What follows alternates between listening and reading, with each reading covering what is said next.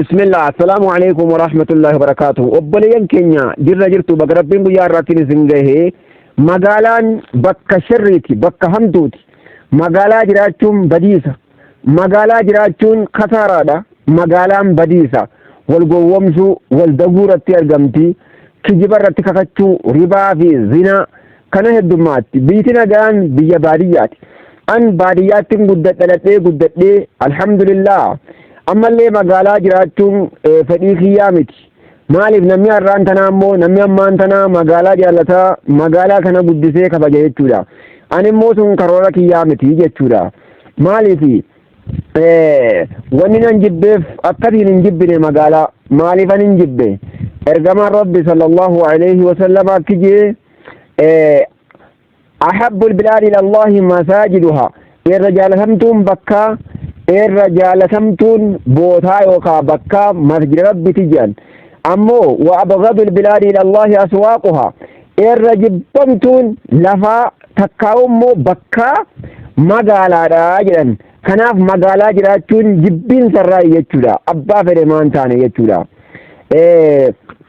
كناف حديث يكون حديثا مسلم بنتري لالتشو دندسني يجودا كناف مقالا جراتون baadiyyaa jiraachuutu irraa khayrii qaba jechuudha.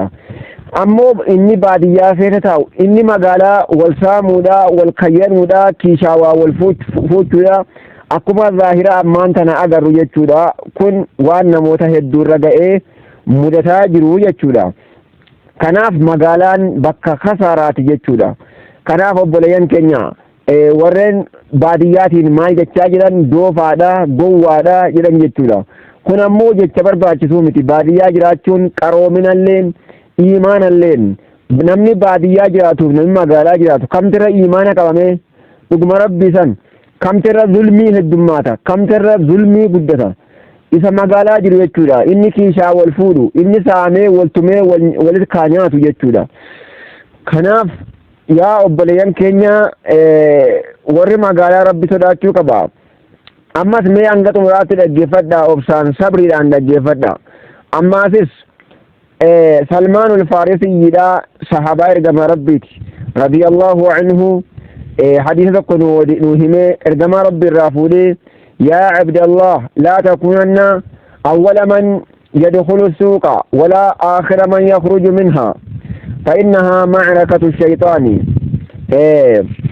akkana jedhe salmaanul faarisiin ergamaa rabbi akkana yaa gabricha rabbi ammoo dura nama magaalaa seenuu hin ta'in namuma baadiyyaa jiraatu magaalaa irraa akka gorfamuu dubbataa bara.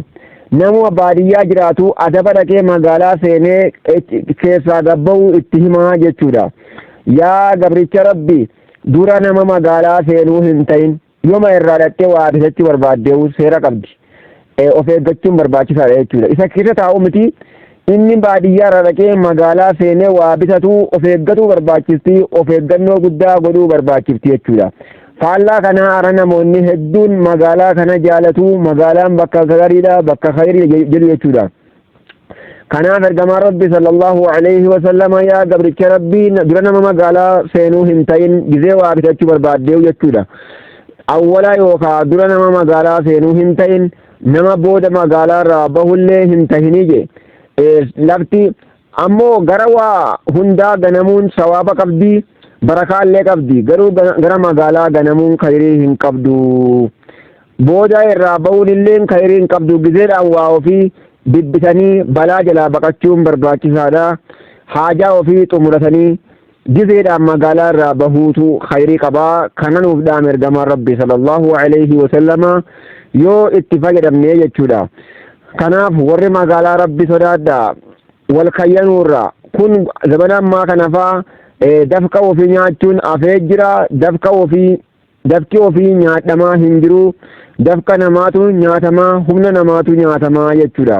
yeroo ammaa kana warri wal dagaa jiru wal gowwoomsaa jiru kan dhala nyaatu ka sharmuuxa hojjetu magaalaadha jechuudha bakka khayrii hin qabne. maaliif ergamaan rabbii gizee nu dhaaman sallallahu alaihi wasallam magaalaa kana hedduu nu dhaamanii jiran jechuudha. maaliif fa innahaa macrakatu shayxaan isiin bar dirree shayxaanaati. magaalaan kun khayrii isin ittiin fakkaatin dirree shayxaanaati. bakka shayxaanni jaalatu dirree shayxaanaati. وفيها باب الشيطان شيطاني كله بوس مقالا كيفتي كله بوسه أتمت الرابنة تاجتودا بقى إني أما فما يتدد بجتودا كنا فسر والنفرة شوكمنو شيطاني كله بوسا نمر رافان لادا شيطاني كله بوسا يوكاني هنكاكا جتودا مقالان كن بقى شيطاني اتكله بوسو جرد دوبا بقى إني كله اتبوسه كله سامو الرابنه ilmaan saatti baasu jechuudha.